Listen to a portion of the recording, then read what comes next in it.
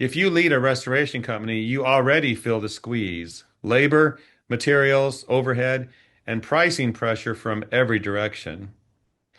The new Cost of Doing Business, or CODB, report by the RIA distills what's really happening across the industry into benchmarks that owners can act on. Margins by service line, overhead ranges, labor mix, and the habits of top performers. So, in today's program, we're going to break down the report's biggest signals and turn them into moves you can run. And to do this, I'm pleased to welcome two experts to the program, Joshua Miller and Kristen Smith, both who do a lot of work with the Restoration Industry Association. Well, let's first get to know you both a little bit. Kristen, ladies first. Tell us about yourself and what you do with your work and RA. So I am president at Mooring Recovery Services.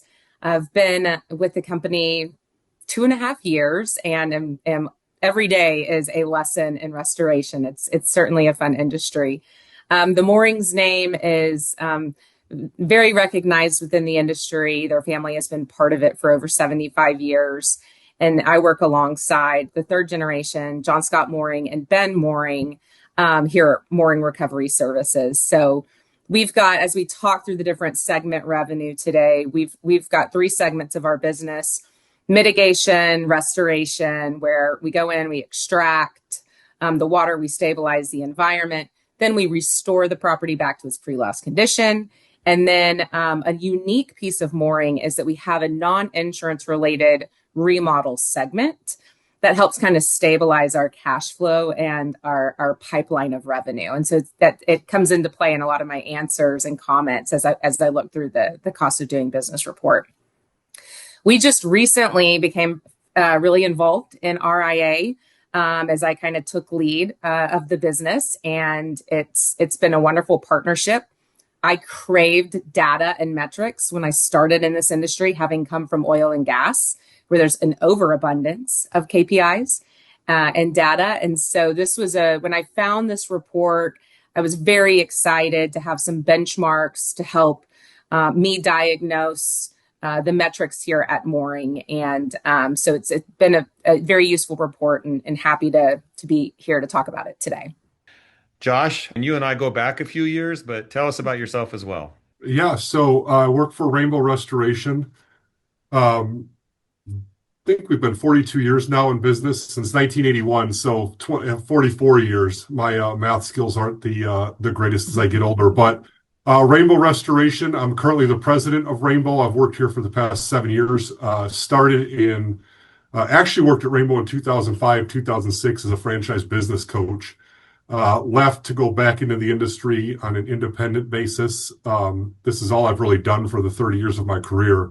I started working for my father-in-law back in 1996 out on the truck doing water mitigation, carpet cleaning, and now here I am today. But I've been the president for the past 3.5 years. Rainbow Restoration is part of Neighborly. It's interesting to hear Kristen say that she comes from the oil and gas industry and craves data, because Neighborly's new CFO, Ben Lamb, has been with us now for like 4 or 5 months from the oil and gas industry. One of the first things he said was, the restoration space drives me insane because of the lack of data you guys have compared to other industries. So this absolutely does help, and it helps us to see that other industries really run off of data a lot more than the restoration space does, although we're getting better at it. So Rainbow Restoration, we're a franchisor out of Waco, Texas. We're one of 19, North American service brands of Neighborly. We're the world's largest home service franchisor. And so Rainbow provides the business framework and support to people who want to own their own small business, their own restoration company. And similar to Kristen, outside of the remodeling space, but we do mitigation, full service cleaning, all the way through now to a majority of our owners are offering reconstruction services to meet the demand of the industry. So excited to be here.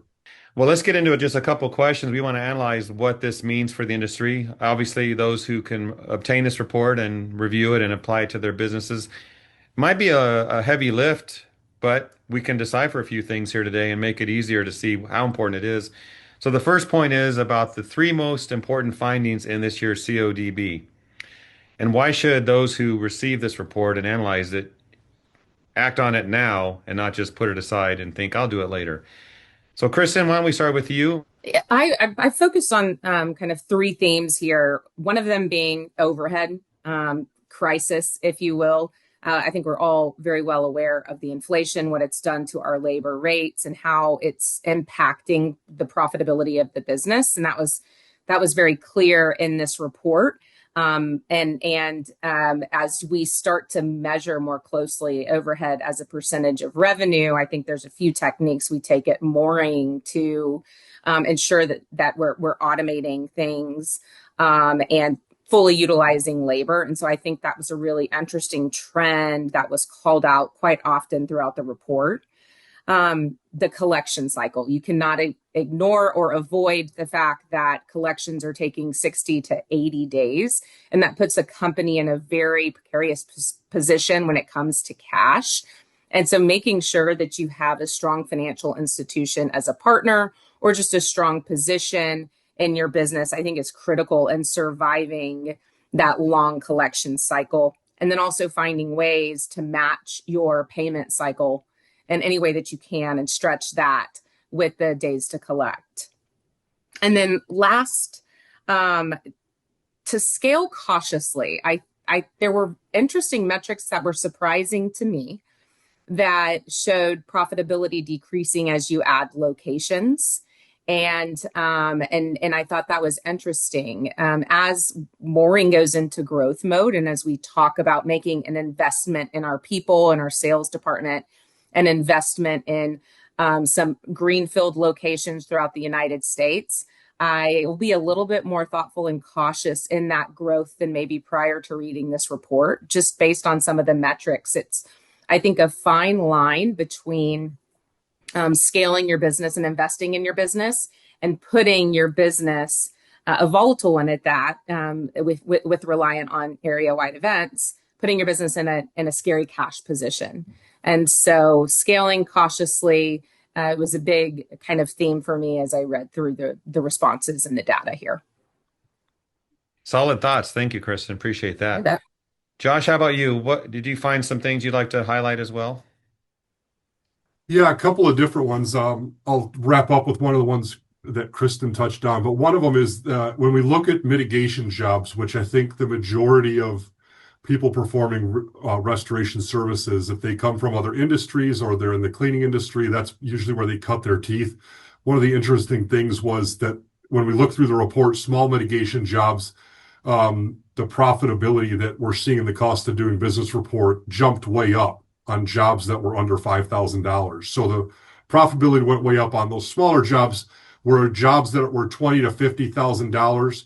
The profitability in the report went way down, which led me to start to say, okay, well, what is driving this? I would love to have even more data to dig into why is that the case? Is it because the $20,000 to $50,000 jobs were more commercial, or there were consultants on the job? Like what can a business owner put into place? So that was one, is that mitigation profitability seemed to jump around a lot from year over year, where we would think that smaller jobs are harder to make money at, or versus the bigger ones, just from the economy of scale.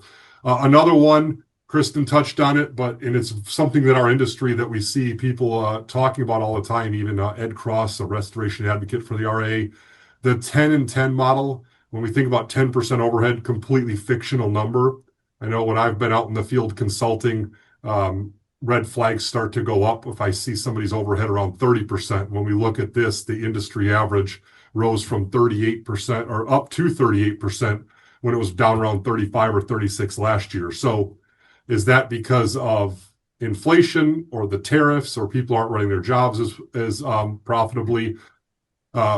Something just to look at. And then the last one, Kristen touched on it, which was really the most important thing at Rainbow for me as the president, is that if you don't have cash, you can't stay in business for our owners. And so accounts receivable remains a massive challenge. Kristen talked about, like, hey, the average pay cycle is 60 to 80 days, which is just insane when we think about it. But the report, when we break it down, accounts receivable accounted for a median across all different sectors and sizes of companies of 16.5% of their annual gross revenue, which is just something that if we're not really paying attention to it, can cause us to get into not only a cash flow crunch, but then what does that do? Go back to the thing we just talked about with overhead. Are we having to touch on lines of credit? We hit our line of credit. Now we're paying interest. We're borrowing money. And we know that to borrow money right now costs more money than it did 5 years ago.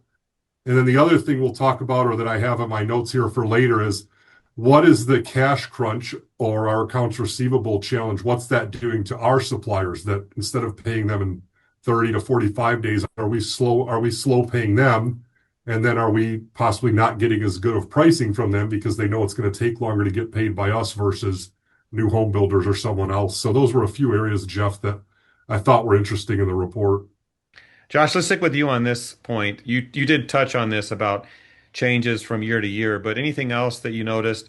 Cost, labor, margins, maybe thinking about the previous report. Yeah, just a couple of them. That one of my that we already touched on is total overhead cost, which is like one of the biggest things that, especially as you're scaling a company. We know we've heard before that as we hit $1 million, 3 million, 5 million. As we're a smaller company, even then to 10 million, those are friction points. So there's intensifying cost pressure on everything that we do. And really, as owners, operations managers, we need to be focused on where's our money going? Like, are we negotiating the best deal?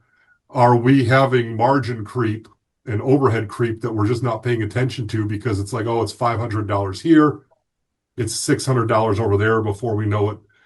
We've risen 1 or 2 percentage points, which is a big deal. The other one I'll touch on is this something that, again, it seems to be a hot button within the industry, especially as we attend RIA events, is that TPA revenue dependence decreased in this report.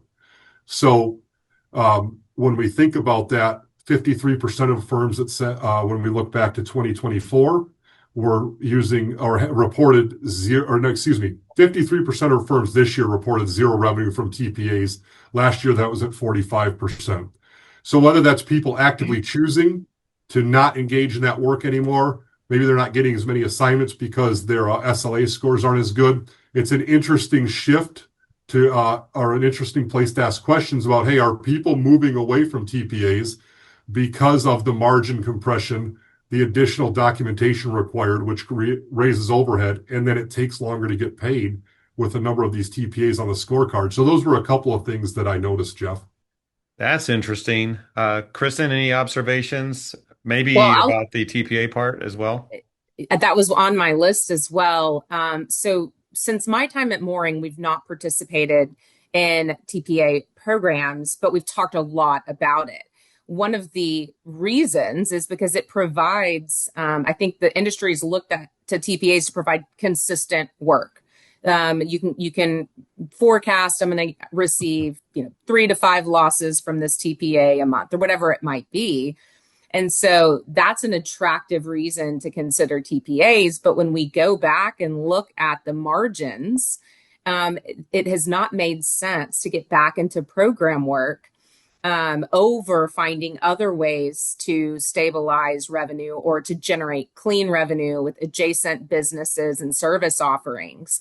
So I thought this was really interesting that kind of the analysis we've done at Mooring over the last couple of years in my time there has led to what it seems like and appears the rest of the industry is doing. It gave me confidence that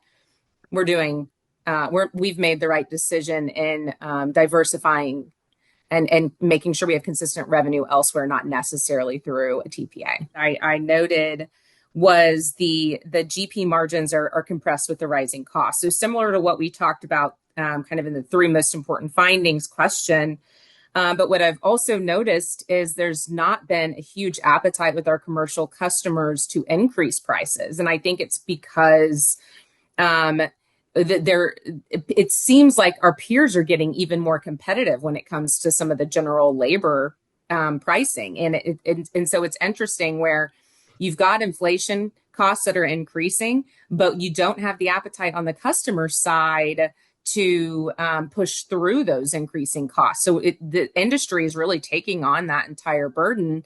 And I'm just wondering at what point it kind of levels out and we start to see that general labor and those general labor increases pass more through to the end customer. It's been hard to push through increases in today's economy, but I think it's justified. Mm-hmm. Yeah, one of the things that I would say that, Kristen, that's a great line of thought. One of the things for discussion, we've had this discussion amongst Rainbow owners, even at the home office. When we look at other industries, as there's changes in cost of providing services, it's passed right on to the end consumer. Yet in our industry, to your point, Kristen, we seem to be very reluctant to say, hey, this is what it costs for me to do business and provide outstanding service. And because we've always been paid for routinely by the insurance company, once we get that agreed dollar amount, we seem to say, okay, we need to back into that. Whereas medical insurance doesn't do that. We have a new home built, they don't do that. And so at some point, when does that discussion start to happen? I agree with you of, hey, this is what it costs to provide disaster restoration services. And the insurance is viewed more as a contribution towards that versus the total compensation amount that we would work for. Yeah, that's a good way of looking at it. Mm-hmm. TPAs are definitely something that the industry wants to talk about.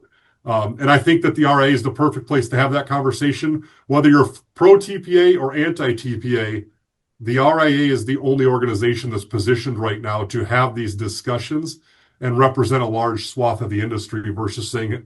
Because I know that there's people who say, oh, the RIA should be anti-TPA. Yet the RIA's position is, hey, we want to represent, or we do represent all restorers, and we have to have healthy discussions around this.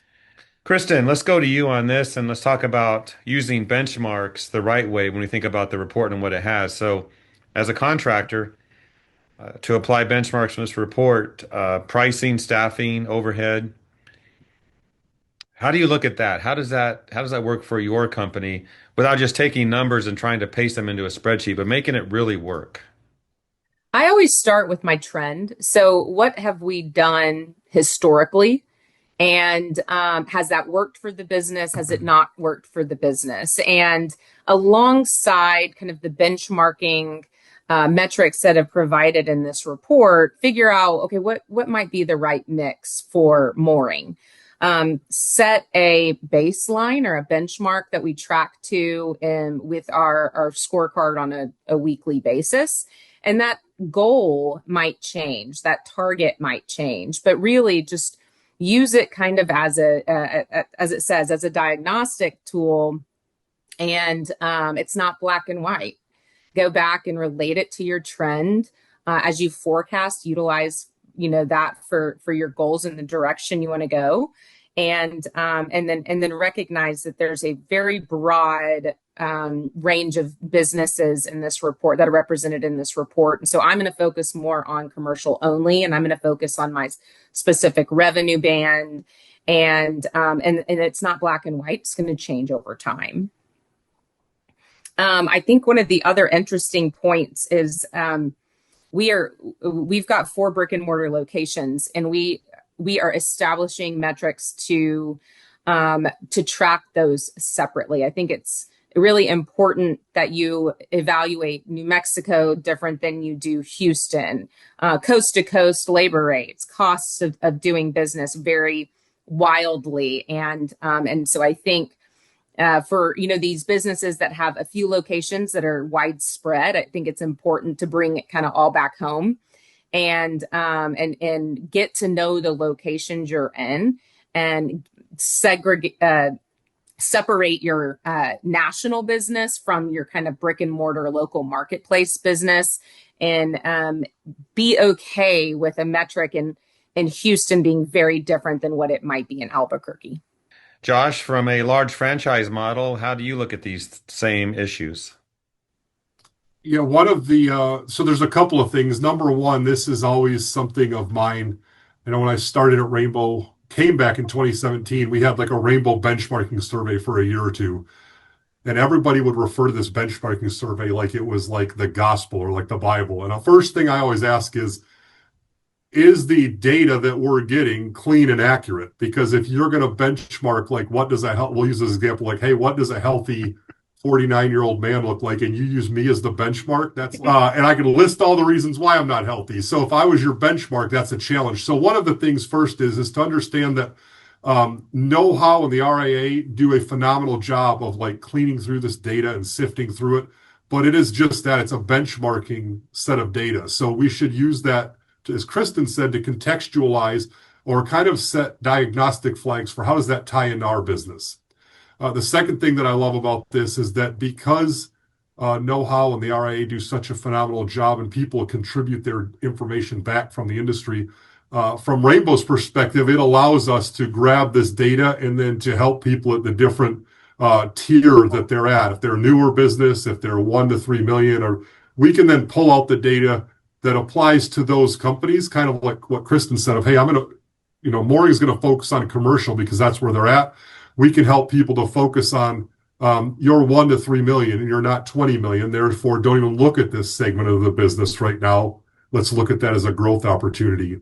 So those are two areas. The last one I would say is that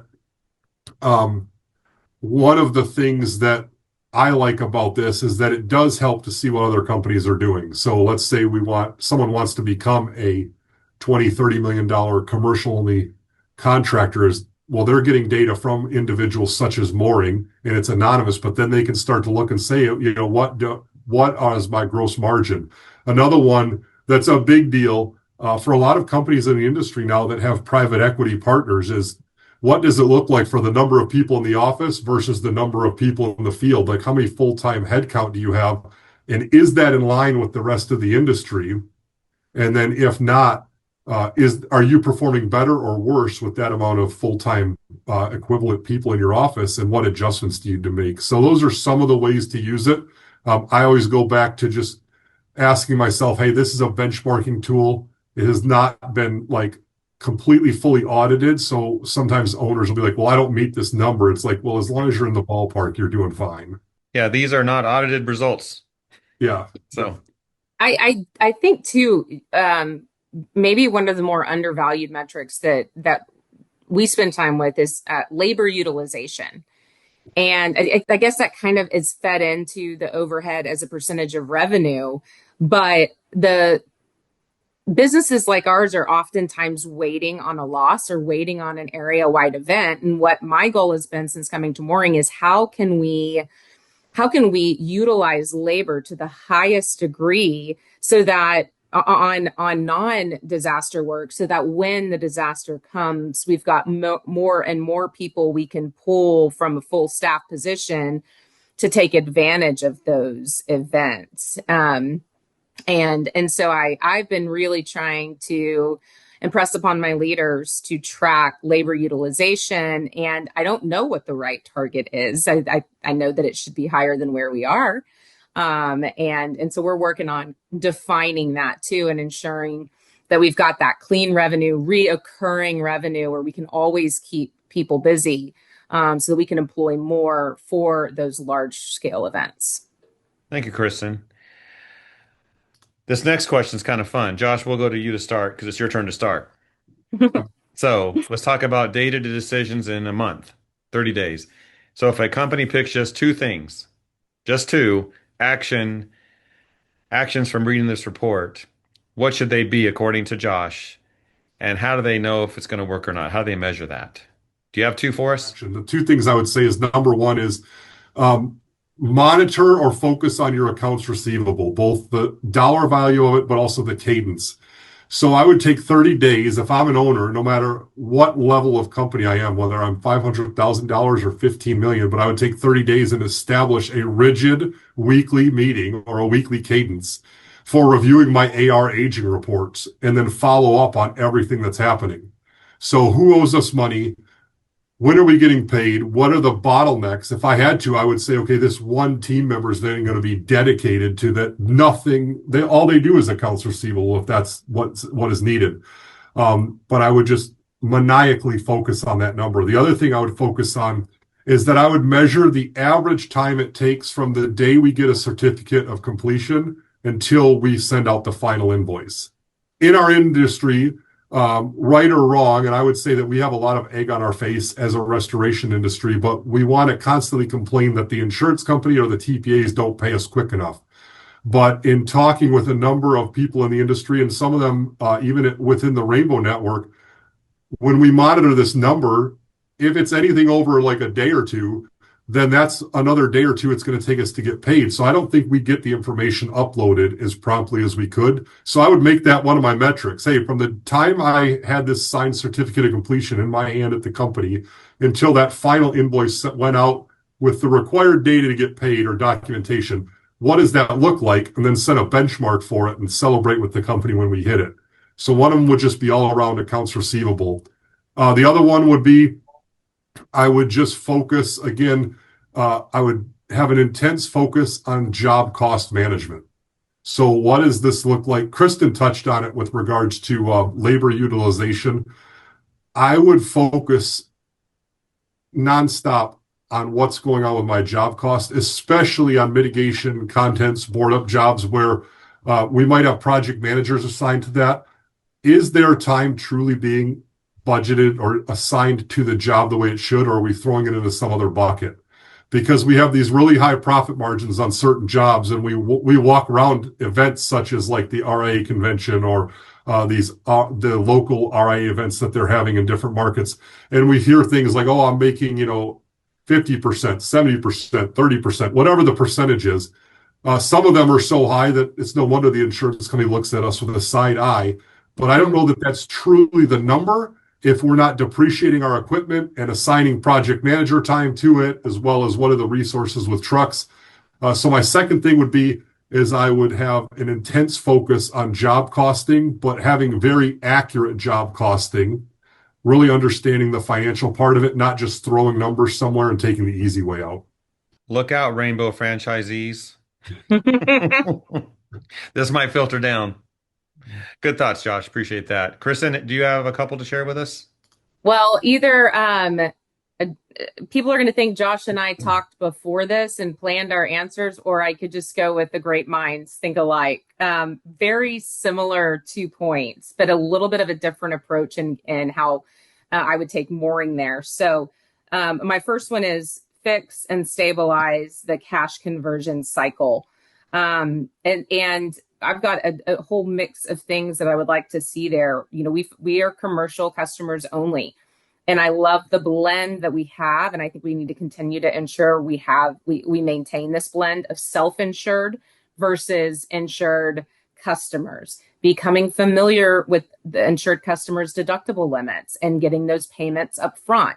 In a large loss, asking for a progress payment at the beginning to help fund that. All of those things are realistic resolutions in managing our cash cycle with some of our larger customers. And oftentimes they're really great partners and they have no problem. Sometimes you just have to ask and they'll push that through. So really encouraging my business developers and leaders to be okay with having those tough conversations to help us manage that cash cycle.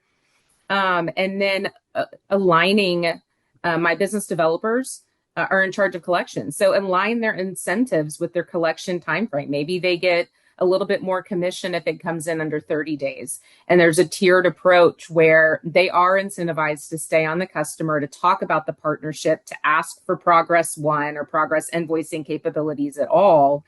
And have those tough conversations. Don't be afraid to do that. It's in a partnership. Most of our customers, like I said, want to help us there. A couple of other ways I'm going to steal Josh, and I'm going to make a scorecard metric for days between CO to final invoice, because we are our own worst enemy in that. And I completely concur with Josh that needs a focus and improvement within. But then I'm also focused on adjacent businesses. So like I said earlier, growing, whether it's roofing, janitorial, asbestos, environmental, mold remediation, air duct cleaning, finding these losses that aren't necessarily insurance paid, they're budgeted, they're forecastable, they're in our pipeline, and we can expect this regular influx of cash flow from those to kind of fund and offset the insurance paid losses that take this 60 to 80 day cycle to convert. And then my second one is ruthlessly track costs as a percentage of revenue. So going back to labor utilization, I think would be my top one, making sure that every person that's full-time employed is working as much as possible. And then also, I think our team does a relatively good job in the field of capturing costs.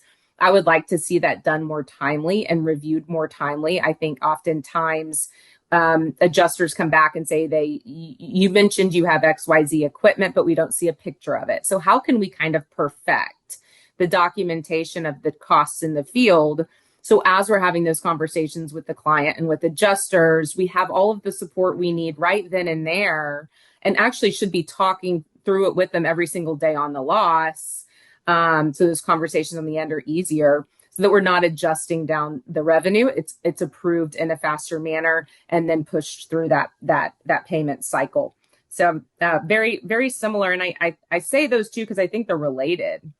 If we can stabilize our cash and manage it better, then we can avoid the costly credit lines, which just further kind of imbalance your cash.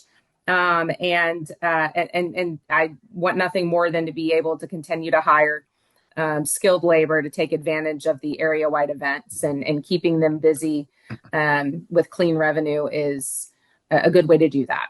I have to confess, I thought you two did talk. Yeah.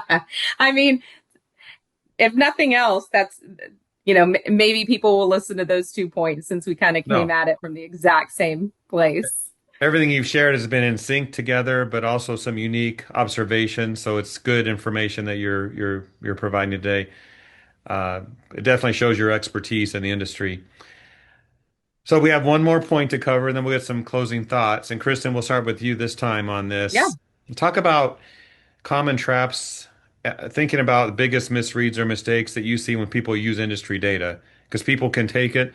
Sometimes they can twist it, but how do you see that? And if you'd like to talk about what you would like to see next in the next report, or if you know anything that's coming up.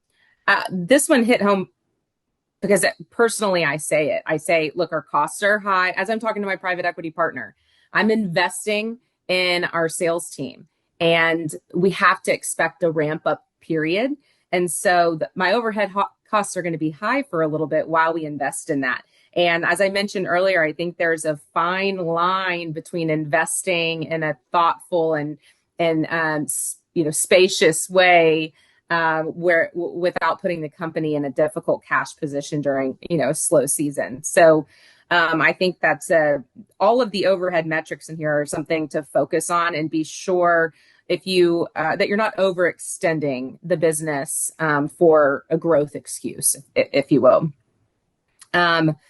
And then I think we talked a lot about TPA. I had that one on here, but banking partner.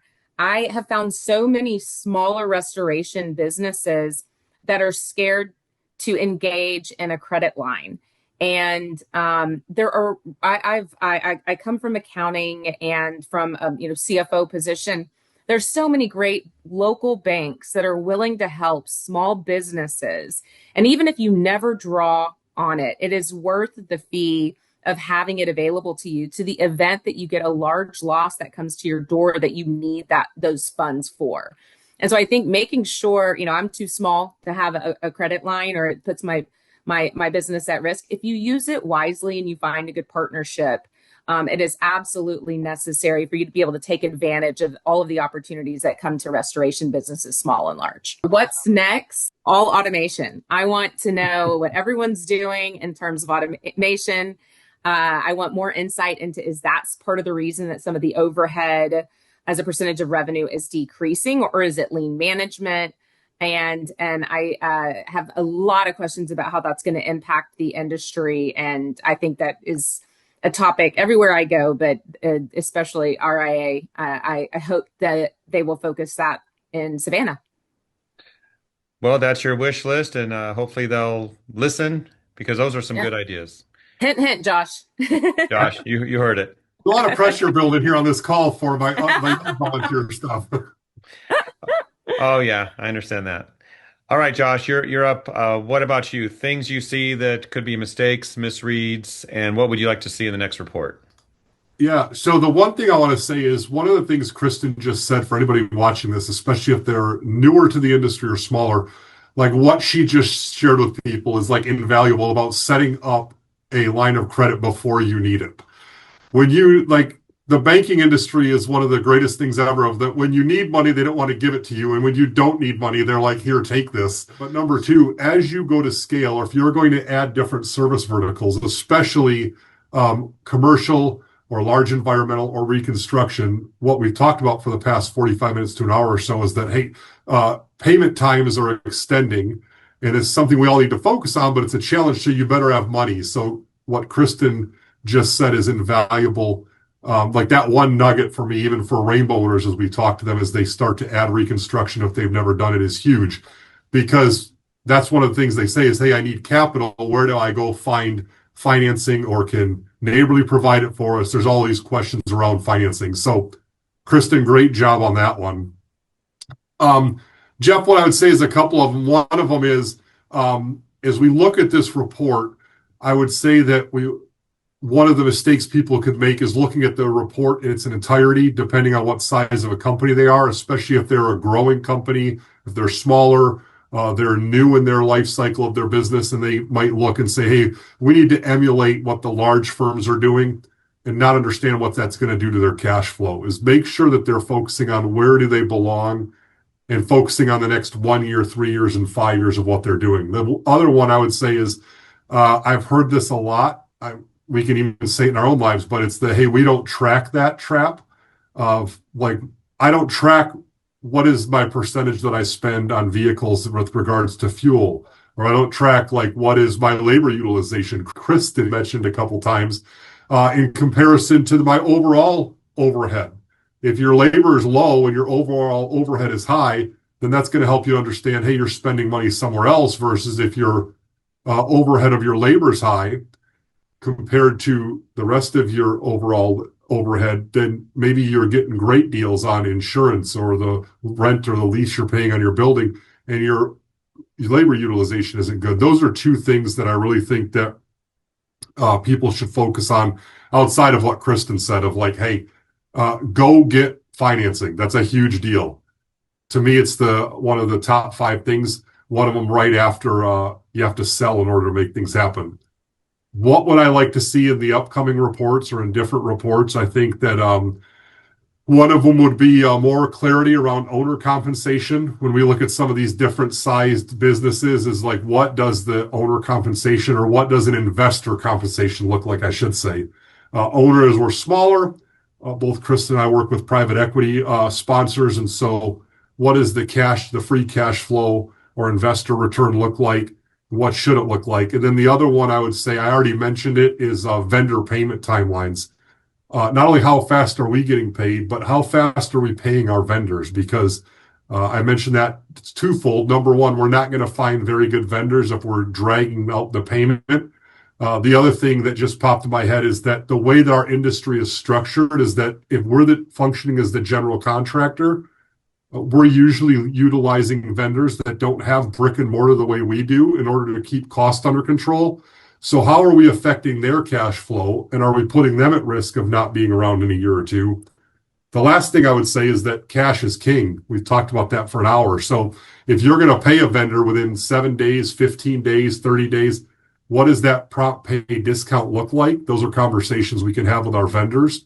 I don't think those conversations are had enough, even from the level of, I know that on certain TPAs, they take prompt pay discounts if they pay within 30 days or 45 days. We should have those same conversations with our vendors that, hey, if we're going to pay you within a certain amount of time, can we get a better deal on that? But those are just a few things that I think would add to the data that we could use it as an industry to have more conversations like this. All right. So when you talk to RA folks, your ideas and Kristen's, both Yeah, of, yeah, not just yours, that's right. Josh. No, I'm going to put hers first. It'll make me sound a lot more smart than I really am. Well, great ideas from both of you.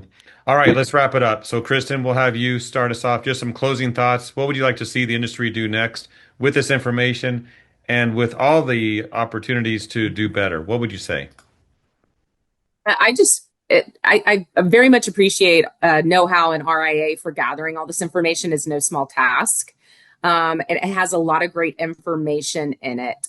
I hope that people utilize, if they don't want to read the whole thing, utilize AI and summarize this tool, implement benchmarking metrics at your businesses. You're seeing what I'm seeing is a rapid sophistication in the business as you have consolidation and as you have private equity partners that are coming into it. And so get ahead and actually spend time with your senior leadership team to decipher this report, establish a scorecard, establish KPIs, and get ahead of your peers with the data that RIA and know-how provide in this report. Thank you, Kristen. And Josh, this is it. Final words of advice. Go ahead. Yeah, I think again, Kristen touched on it well. One of the things I would say is to make sure what I'd love from the industry is to continue to contribute, like share your information with know-how and the RIA when they do this. Know-how does this to give back to the industry, and really to help us all benchmark and understand where we're at. We mentioned it. The data that comes out of this is only as good as the data that goes into it. And so one of the things I would love to see is for even more contractors to share their data and to share it whenever we see these things come up. The other thing is, Kristen touched on it, is just for us to continue as an industry to have these discussions. When we have intelligent discussions around data, takes some of the emotion out of it. Business is always emotional, especially when it's a family-owned business, but it takes some of the emotion out of, hey, you're just trying to not pay me, or you don't want to pay me what I'm worth. When we have data, it allows us to have intelligent discussions with whether it's TPAs, insurance vendors, or the people that we're actually doing the work for, the homeowners, to have discussions about what is and what isn't working, and how do we make a healthy change, or how do we work towards something that can facilitate or sustain this industry moving forward for not only all of us, but the next generation of restorers that are joining the industry. Thank you both for your time today. Great information. And if someone can't read the whole report, they've got this to rely on. Yeah, there you go. There you go. I'll see you both at the RA show. Thank Yes, you, it Jeff. sounds great. Nice to talk to you both.